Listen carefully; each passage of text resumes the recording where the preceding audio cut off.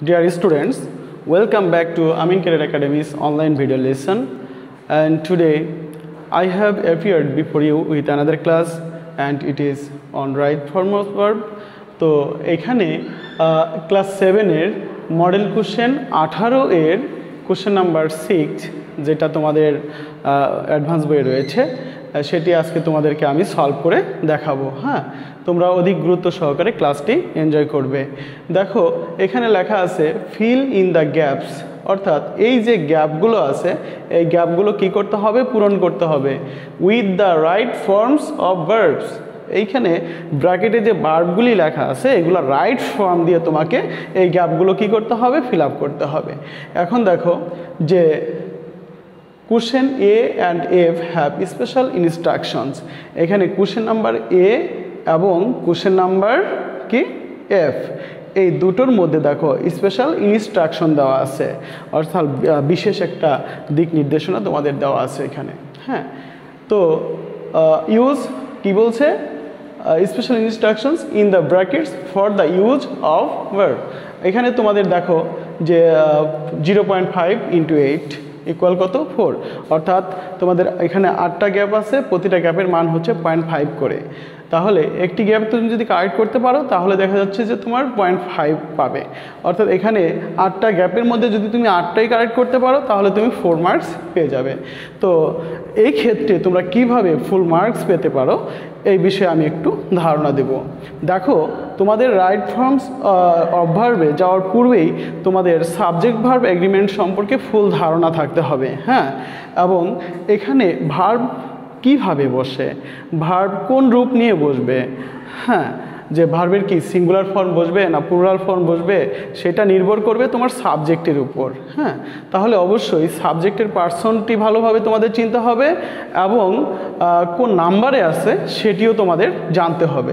এখানে আসো কি লিখেছে দেখো, দ্য রেইনি সিজন। এখানে দ্য রেইনি সিজন একটা সিজন, তাহলে দ্য রেইনি সিজন, এখানে দ্য রেইনি সিজন এখানে একটা ঋতুকে বোঝানো হয়েছে, যার জন্য এটা কি থার্ড পারসন এবং এটা কোন নাম্বার, সিঙ্গুলার নাম্বার। এখানে এ নাম্বার গ্যাপে দেখো কি লেখা আছে, ইউজ ভার্ব টু হ্যাভ। এখন এই যে টু হ্যাভ ভার্বগুলো কি একটু ফলো করো, যে টু হ্যাভ যে ভার্বগুলো রয়েছে সাধারণত হ্যাভ, তারপর হচ্ছে হ্যাজ, এরপর হ্যাড। এই হ্যাভ, হ্যাজ, হ্যাড, হ্যাঁ, এই ভার্বগুলোকে টু হ্যাভ ভার্ব বলা হয়। তো এখন আমরা পাস্ট ফর্মের ক্ষেত্রে হ্যাড ব্যবহার করি আর প্রেজেন্ট ফর্মের ক্ষেত্রে আমরা হ্যাভ এবং হ্যাজ ব্যবহার করি। তো এক্ষেত্রে আমরা এই গ্যাপে হ্যাভ লিখব না হ্যাজ লিখব, কোনটি লিখব দেখো সেটি নির্ভর করবে তোমার সাবজেক্টের উপর। যেহেতু এখানে দেখতে পাচ্ছ subject third person singular number, তাহলে সাবজেক্ট সিঙ্গুলার হলে ভার্বও সিঙ্গুলার হবে। তোমরা নিশ্চয়ই জানো যে ভার্বের শেষে এজ যোগ আছে, হ্যাঁ, অর্থাৎ এজ যুক্ত যে ভার্বটা ওটাই কিন্তু সিঙ্গুলার ভার্ব, এটা আমি পূর্বের ক্লাসেও তোমাদেরকে বলেছি। তাহলে এইচ এ ভি হ্যাভ, এর সাথে কিন্তু এস নেই, এইচ এ এস হ্যাজ, এর সাথে কি আছে, এস আছে, সুতরাং এটা হলো সিঙ্গুলার। তাহলে তোমরা নির্দ্বিধায় এখানে কি বসাবে, হ্যাজ বসাবে। তাহলে আমরা এ নাম্বারে অ্যান্সারটা কি লিখতে পারি, has. The rainy season has some demerits too. Sometimes it dash rain heavily for days together. এখানে দেখো রেইন হচ্ছে কি ভার্ব, এর পূর্বে কি সাবজেক্ট রয়েছে ইট। এখানে লক্ষ্য করো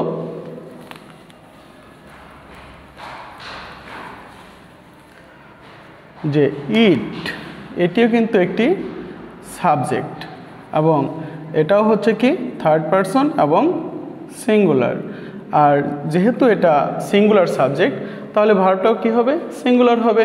এক্ষেত্রে কিন্তু ভার্বটা রেইন অর্থাৎ প্লুরাল ফর্মে আছে, তাহলে এটাকে আমার সিঙ্গুলার করতে হলে কি করতে হবে, খুবই সোজা, একটা এর যোগ করে দাও। তাহলে বি নাম্বারটা কি হবে দেখো, রেইনস, RAINS। তাহলে it rains heavily for days together. As a result the rivers dash overflow. এখানে দেখো যে এইবার ভার্বের পূর্বে যে আমার সাবজেক্টটি রয়েছে দ্য রিভার্স। রিভার্স বলতে আমরা অনেকগুলো নদীকে বুঝি, তাহলে দ্য রিভার্স নিঃসন্দেহে একটা প্লুরাল সাবজেক্ট। আর সাবজেক্ট যখন প্লুরাল হবে তখন ভার্বও কী হবে? প্লুরাল হবে। তাহলে আমাদের দেখো এখানে যে ভার্বটি লেখা আছে এটা কিন্তু একটি প্লুরাল ভার্ব, কারণ এই ভার্বের সাথে এর যোগ নেই, সুতরাং আমার এখানে ওভারফ্লো কোনো চেঞ্জ হবে না। তাহলে এখানে আমার অ্যান্সারটি যেটি হবে সেটা কি হবে? সি নাম্বার, যে ওভারফ্লো, FLOW। দেখো overflow their banks and cause. এখানে কি আছে? কজ। এখানে যে এই যে ওভারফ্লো এটা কিন্তু আনকাউন্টেবল, হ্যাঁ। আর এটাকে কিন্তু কখনো আমরা যে এই যে উপচে যায়, নদী যে উপচে যায়, সেক্ষেত্রে এটা কিন্তু আমরা কাউন্ট করতে পারি না।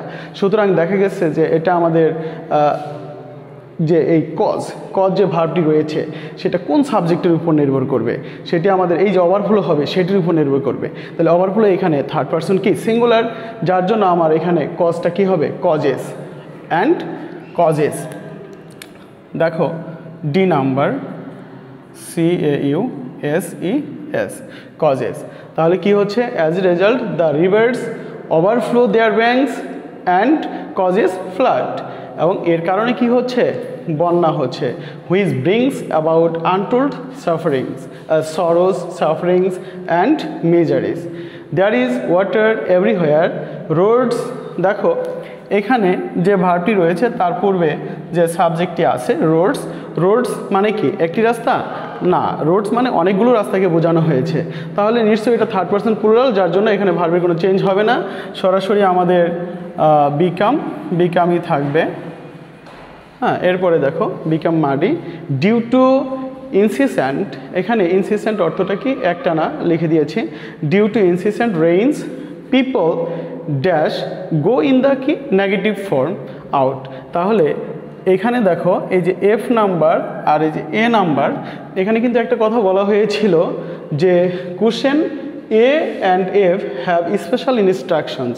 এখানে কিন্তু একটা স্পেশাল ইনস্ট্রাকশন দেওয়া আছে। সেটা কি বলেছে? এই যে গো ইন দ্য নেগেটিভ ফর্ম, অর্থাৎ গোটাকে নেগেটিভ করতে হবে। হ্যাঁ, তাহলে নেগেটিভ কিভাবে করবে একটু লক্ষ্য করো যে এই ভার্বের পূর্বে যে সাবজেক্টটি রয়েছে কি? People. People plural subject, people হচ্ছে থার্ড পারসন প্লুরাল। তাহলে এই প্লুরালের ক্ষেত্রে আমরা প্রেজেন্ট ইনডিফিনিট টেন্সে যখন যাব, যে ডু ডাজের মধ্যে ডাজ হচ্ছে সিঙ্গুলার আর ডু হচ্ছে কি? প্লুরাল। তাহলে আমরা ডুটাকে যখন নেগেটিভ করব তখন কি হবে? Do not. তাহলে এখানে যেহেতু নেগেটিভ করতে বলেছে কাকে? গোকে। তাহলে গোকে নেগেটিভ করতে হলে ডু নটের পর তোমার কি লিখতে হবে? গো লিখতে হবে। হ্যাঁ, তাহলে অ্যান্সারটি আসবে পিপল ডু নট গো, অর্থাৎ এফ নাম্বারে যে অ্যান্সারটি আসবে সেটি হবে ডু নট গো। তাহলে people do not go out. এরপর দেখো normal course of life is dash stop. এখানে দেখো ইজ হচ্ছে একটা বি ভার্ব। বি ভার্বের পরে যদি সরাসরি কোনো ফুল স্টপ থাকে তাহলে তার পূর্বে যে ভার্বটি রয়েছে সেটিকে তোমার প্যাসিভ ফর্মে লিখতে হবে। কোন ফর্মে লিখতে হবে? Passive form. তাহলে প্যাসিভ ফর্ম বলতে কি বুঝো?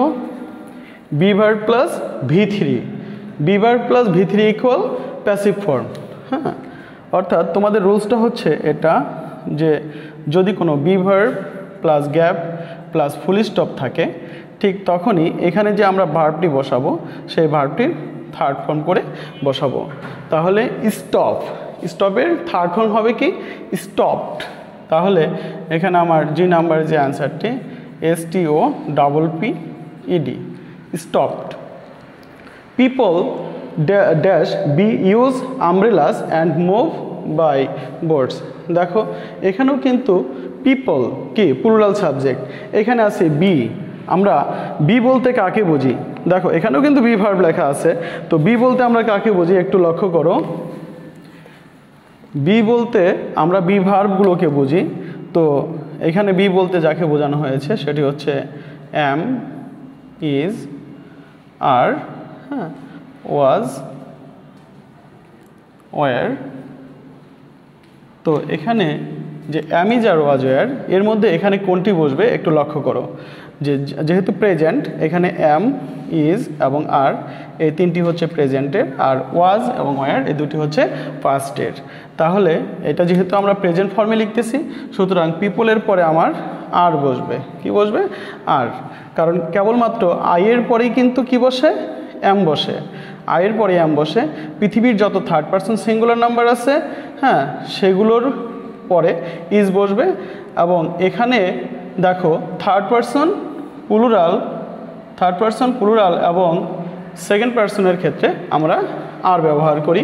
উইয়ের পরেও কি বসে? আর বসে। তাহলে আমাদের এইচ নাম্বারের অ্যান্সারটা এখানে কি হবে? আর। তাহলে কি হলো? People are to use umbrellas and move by boats. Dear students, I will be appeared before you with another class in the next time. Hope you will be fine. Allah Hafiz.